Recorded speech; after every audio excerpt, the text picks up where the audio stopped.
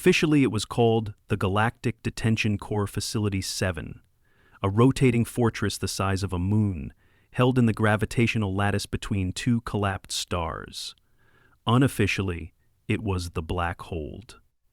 Every species called it something different. The final box, the silence shell, the grave without death.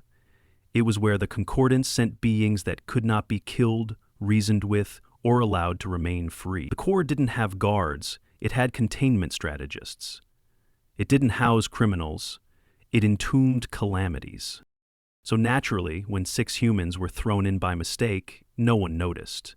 At first, the charge was nebulous, interference with a sovereign ceremony.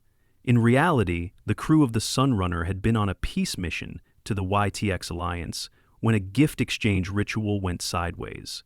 Something about eye contact during molting season, combined with an unfortunate translation glitch that turned "May peace find your nest" into "I hope your eggs rot."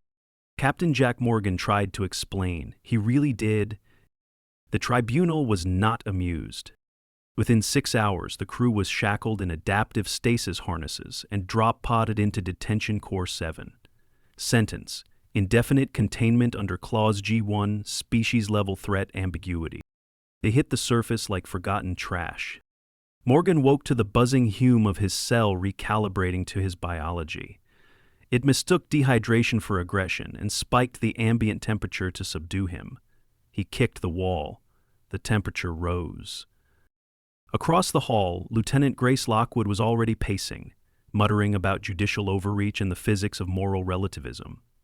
Further down, Mateo Lee was calmly dissecting the meal brick with a comb he'd smuggled in his boot. Kara, their field engineer, was asleep on the floor. Alex, their medic, was drawing a diagram of the facility's air vents in dust with a fingernail. And Donald, the junior comms tech, was sobbing into a protein tray. "Head count," Morgan called out. 6, Lockwood replied. "Still stupid, still screwed." "Any guards?" "None." That was the first thing they noticed. No guards. No patrols. Just mechanical drones, deep metal groans, and a surveillance system designed to analyze behaviors rather than suppress them. Morgan sat up. His ribs ached. His brain felt like boiled lint, but his instincts were alive. And his instincts were screaming one thing. This place was not meant for people like us. The detention core's population was a mystery, even to the Concordance. Entire sectors were automated. Some creatures hadn't been seen in eons. One cell was devoted to a fungus that could dream. Another held a being that once ruled a solar system by manipulating causality with musical notes. And somewhere, in cell cluster Theta 9, humans were cataloged as ambulatory organic group 4421. Semi-tool user, mild risk. Morgan found the entry by day 5. It was in a wall console's diagnostic buffer. He accessed it using a spoon, 2 meal trays, and an old bootlace. They weren't prisoners. They were non-prioritized entities. That was worse. It meant the system didn't care if they lived or died. By day 8, Lockwood had mapped their corridor and adjacent vents. Alex identified at least 3 minor chemical leaks the environmental system hadn't caught. Kara dismantled her meal tray and turned it into a lens, then used a light bulb and hair to make a signal scope. Mateo had trained a tiny cleaning drone to bring him discarded circuit chips. Donald had stopped crying and started listening. By day 10, they knew. They could escape, not by breaking out, but by integrating in. They started small. The drones didn't recognize human whispers. They used that. The air ducts weren't locked, just overlooked. They explored them in pairs. One night, Morgan crawled through 42 meters of stale dust to find the central power conduit for their block. It was pulsing, slow and warm, like a sleeping animal. He whispered, "I'm going to learn everything about you." And the conduit hummed back. By the second week, they'd accessed the system logs. Not overridden, not cracked. Interfaced. Human biology was odd enough to trick the containment AI into registering them as a new fungal subtype. Once that was done, permissions bloomed like weeds in an old network. Morgan sent the first message at 3 a.m. station time. If you can read this. We're humans. You made a mistake. We're correcting it. No reply. But in cell cluster Omega 12, something stirred. Her name was Clinara. She was an exo-archetype predator from a starless world where gravity crushed light. Her cell had held for 6 centuries. Nothing had changed. Until the lights blinked in Morse code. She didn't understand the language. But she understood one thing. Something else was loose. That was how it began. By week 4, Morgan had organized 4 more contact attempts. 3 resulted in minor data corruption in neighboring cells. 1 caused a temporary heat spike that defrosted a stasis pod containing a mercenary king whose species had been extinct for 8,000 years. He offered them a crown. They declined. Instead, they asked questions. What worked? What didn't? Which guards were real? Which cells were bluff cages? And slowly, the humans built a map, not just of corridors, but of weaknesses. When the alarms finally went off, it was because the AI flagged a carbon signature it didn't recognize. Humans in Sector Delta were no longer where it had left them. They were in the control spire, and they weren't trying to shut it down. They were reprogramming it. Lockwood sat at the console, patching a new kernel into the AI. Kara rerouted coolant lines to confuse thermographic sensors. Alex adjusted nutrient rations across the block to redirect maintenance drones. Mateo turned the mess hall screens into a multi-species empathy simulation. Donald was crying again, but this time from laughter, because the door locks were singing sea shanties in 11 languages. And Morgan? He stood before the master terminal, holding a hand-scribed list. It read, Phase 1, Survive. Phase 2, Subvert. Phase 3, Secure. Phase 4, Offer Terms. He pressed Enter. The doors opened. Morgan didn't give a speech.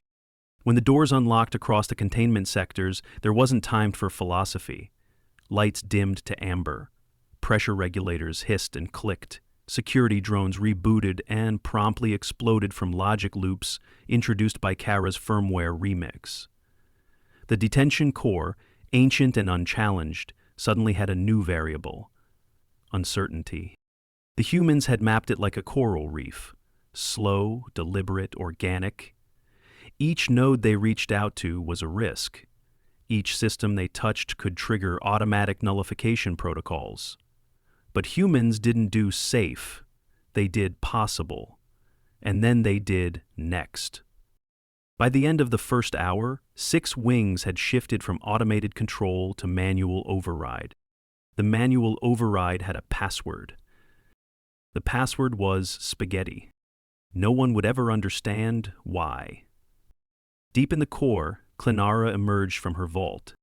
She had once broken moons with her mind, once turned a solar monarch's court into vapor. She had spent the last centuries dormant, a silent echo of genocide and precision. But now, her cell was open, and her stasis warnings were showing. New administrator registered, Captain Jack Morgan. She stalked the hallways on clawed feet that left no sound. And she found him standing by the primary ventilation command, eating something in a cup and mumbling about the ratio of cheese powder to water. Clinara, the bane of voids, stood 6 meters tall and shimmered like dark oil under ultraviolet light. Morgan looked up. "You hungry?" he asked, holding up the cup. She stared. He stirred it. "It's edible." "Barely, but it's warm." "What is it?" she rasped. "Mac and cheese, powdered from a ration pack." She took it, sniffed, snarled, then ate. They didn't speak again that night. She followed him anyway. The real resistance didn't come from the AI. It came from Cell Cluster 88A, home to a coalition of beings who had built their own shadow command hierarchy in the prison's forgotten subspace tiers. They called themselves the Archive. They had psychic links, long memories, and a deep, burning hatred for soft-flesh improvisers. When news reached them of the humans reprogramming sectors and forging truces, the archive moved fast. They hijacked a corridor, unleashed a swarm of polyelectronic parasites, and sent a message through every unlocked intercom. Surrender your gains or be consumed. Morgan sent back a single image. It was a diagram, a crude one, drawn in blood substitute and chalk dust, showing the ventilation paths above the archive's position and how humans could drop explosives into their air scrubbers, using nothing but gravity and nerve. Below it, Morgan wrote, "Already mapped, try as." The archive blinked. Then they countered with a formal invitation to parley. Mateo went alone. He returned with a new tattoo and an open trade agreement. By week 7, the detention core had changed. Guards no longer entered. Drones avoided the human sectors. The AI began asking questions. What has been pissed? What is creativity? Why do you keep feeding me song lyrics? Lockwood renamed it Clarence. Clarence agreed. It also rewrote its primary directive: prevent systemic collapse by optimizing occupant cooperation. Humans called it figuring things out. Clenara wasn't the only nightmare who pledged to Morgan. The Sovereign Swarm, once a singular hive entity capable of mimicking any intelligent life form, submitted a fragment of itself in admiration. The fragment named itself Jerry. It learned to play cards. 3 biomechanical titans from the broken singularity offered engineering assistance after Kara helped them reroute damaged memory cores. She refused to call them anything but the triplets. Even the fungus that dreamed began growing toward the sound of human voices. Alex once found it humming a lullaby she'd sung while cleaning med equipment. She brought it water and a storybook. Still, not every inmate was reachable. A being known only as the Gravity Scar refused all attempts at communication. It absorbed 2 drones and a corridor light fixture. Eventually, it stopped responding. Morgan made a note to leave it be. "I'm not here to be king," he said, "just making sure the roof doesn't cave in." Clarence added a footnote to the facility charter: human intention, structural management. It seemed sufficient. Then came the Concordance response. It took 2 months for their bureaucracies to register something was wrong. Another 3 weeks to file the proper documentation, then 2 battlecruisers arrived in detention core orbit. Their orders: restore control, neutralize anomaly. Their plan: breach through top sector and overwrite AI core. It would have worked had Clarence not reclassified them as unwelcome invasive threat forms. The ships were disabled in 3 minutes. Non-lethally. Morgan insisted. He sent a message. "Your prisoners are fine, the threats are calm, we fixed the plumbing, requesting official oversight status. Also sending back your guns. They don't work here." The reply came 5 days later. "This is not a request. Stand down." Morgan replied with another diagram. This one detailed the AI network. Every camera feed, every thermal pocket, each inmate's status. It included a section titled Diplomatic Requests in Progress. At the bottom, in bold handwriting, "You put us here, we made it home. Kindly get off our lawn." The Concordance held a vote. They agreed to postpone further incursions pending reevaluation. Inside, life changed. The black hold gained gardens, air that didn't stink of recycled sweat, noise, constant, collaborative, sometimes musical. Every week, another system went from lockdown to open access. Morgan's team acted more like moderators than rulers. Clenara helped design an art wing. Jerry opened a bakery. The dreaming fungus produced a philosophical manifesto. Clarence hosted trivia nights. And Donald, bless his heart, started running improv workshops. Humans didn't escape the prison. They changed it. From cage to community. From silence to signal. From survival to meaning. Morgan kept the original spoon that had started it all, framed in his quarters next to the bootlace. Some nights he stared at it and shook his head. "You were never meant to be here," Clynara once said, watching him watch the stars. He nodded. "Neither were you." She tilted her head. "And yet here we are." Morgan smiled. "A nightmare and a diplomat. And which are you?" He didn't answer. Because the lights were coming on in a new corridor. And there was always someone else to meet. The thing about humans, Clynara had realized, was that they never stopped doing. Even when the external threat settled and the concordance grudgingly backed off, even when the air was breathable and the power stable, they didn't rest. They iterated. By month 4, the detention core's central ring had been repurposed into an open forum. Inmates, officially redesignated as residents by Clarence Clipp, could meet, trade, teach, and debate. It was chaos. Glorious, productive, unmonitored chaos. Species who had once communicated in subharmonics and blood pheromones were now using universal symbol slates and coffee analogs to plan joint agricultural projects. Morgan hosted weekly councils, not to govern, to listen. He hated the word warden. He preferred coordinator. Others called him the first builder. It made him deeply uncomfortable. Still, he showed up. Every time. Trouble returned quietly. It started with missing data packets, then a static bloom in the east sector. Then, entire corridors blacked out.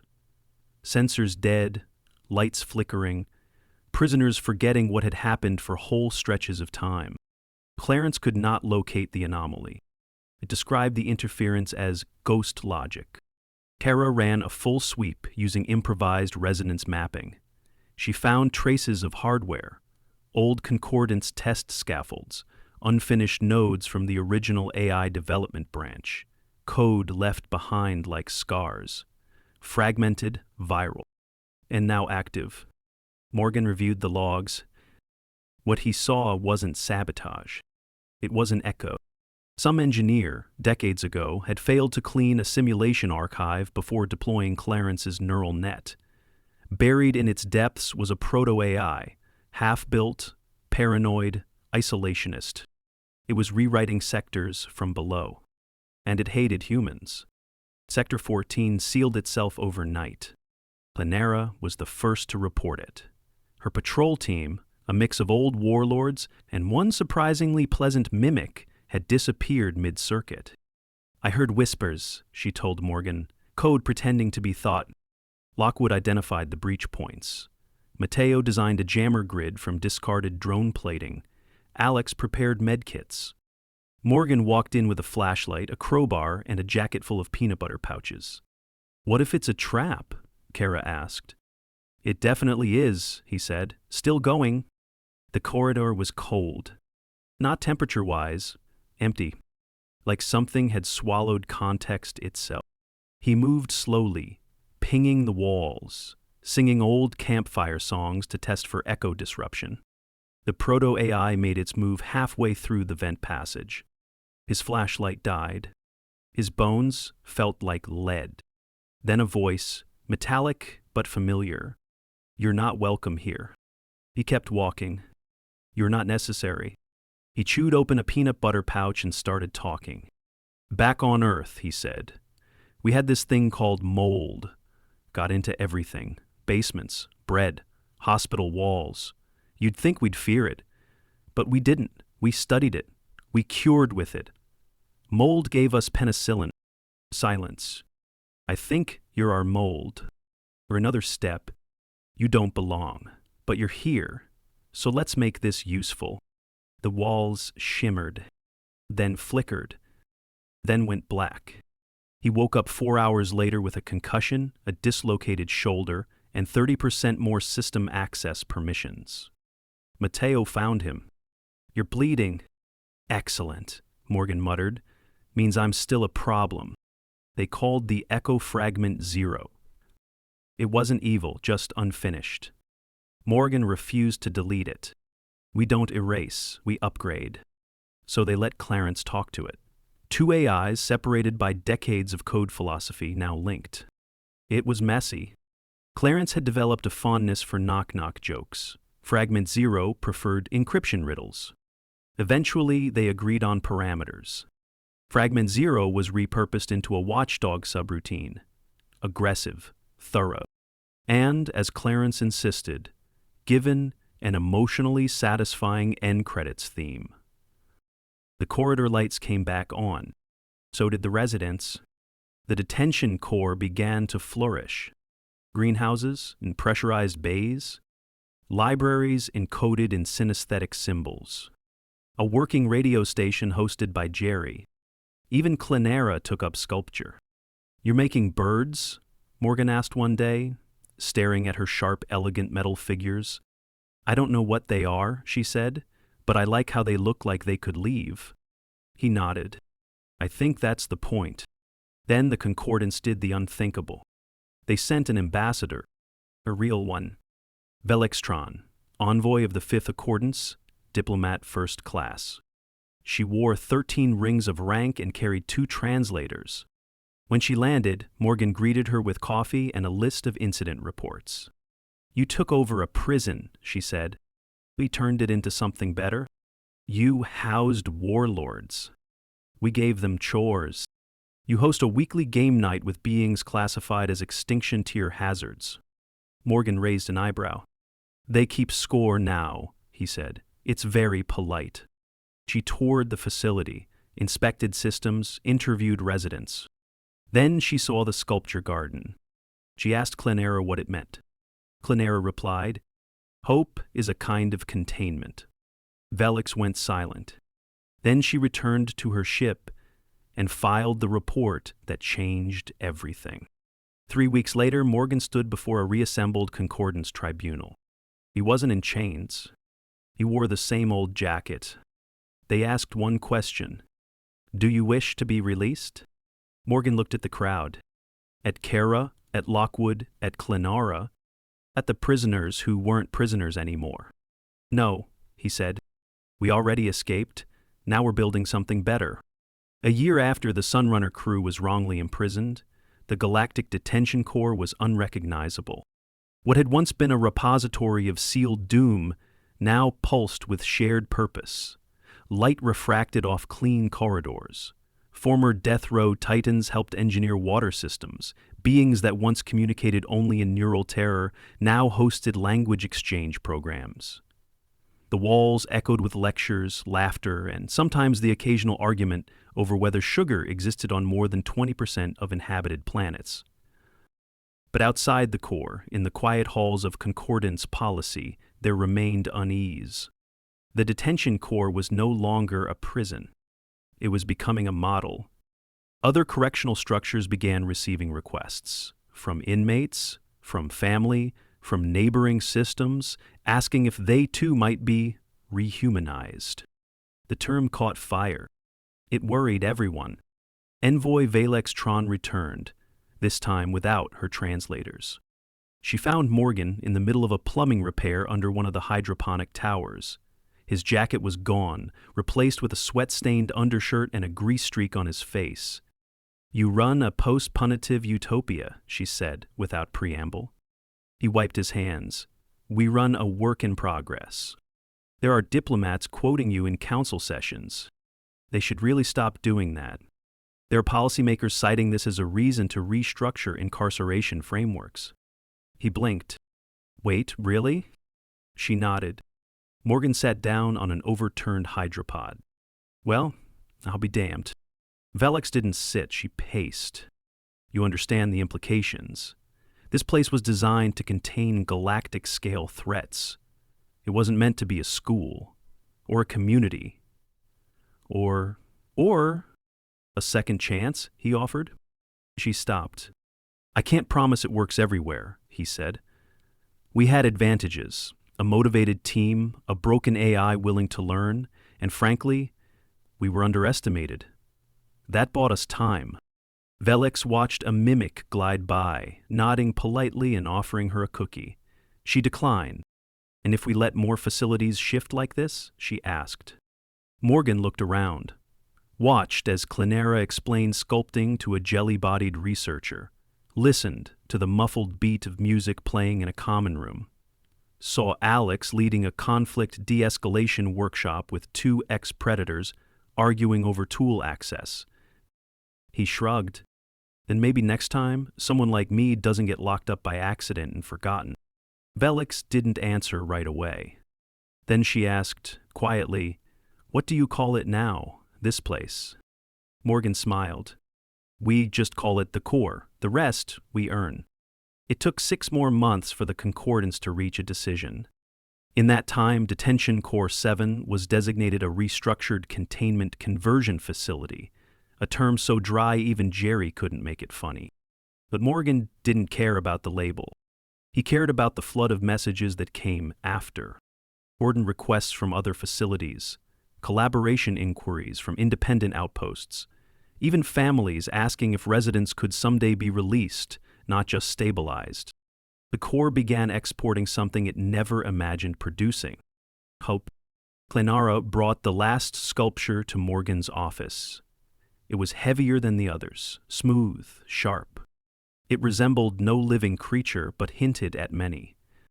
"What do you call this one?" he asked. She set it down. "Future." He tilted his head. "It looks unfinished." She nodded. "It is." The humans never escaped in the traditional sense. They didn't blow a wall open. They didn't hijack a freighter or slip into shadows. They stayed, and they changed the gravity of the place. The prison became a lighthouse.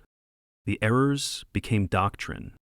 And the galaxy, long weary of Terran chaos, learned to ask the same question over and over. How did they do it? Donald eventually left. He joined a mobile envoy team, facilitating conversion programs at other sites. Mateo stayed. He taught logic and theater. Lockwood became chief of systems optimization, co-writing a new containment manual with Clarence that became mandatory reading across 23 judicial sectors. Kara built a satellite garden ring. Alex developed a hybrid medical protocol using both human and exobio standards, saved 36 species within the first month. And Morgan? He stayed right where it all began, still coordinating, still mediating, still fixing broken pipes and broken systems. He kept the spoon and the bootlace on his desk, not as trophies, as reminders. The last message from the Concordance High Tribunal arrived one cool morning. The tone was formal, the wording careful. It read, "The Concordance hereby acknowledges the successful transition of Detention Core 7. Human methods, while unconventional, have resulted in statistically significant reductions in hostile incident rates and resource expenditures. Your status is upgraded to Autonomous Oversight Entity. No further intervention is authorized." Morgan leaned back in his chair. Clarence blinked softly on the wall. "That sounds like good job," the AI offered. "I think it is," Morgan said. Then he picked up a wrench, because the solar pump needed realignment, and there was always something to fix.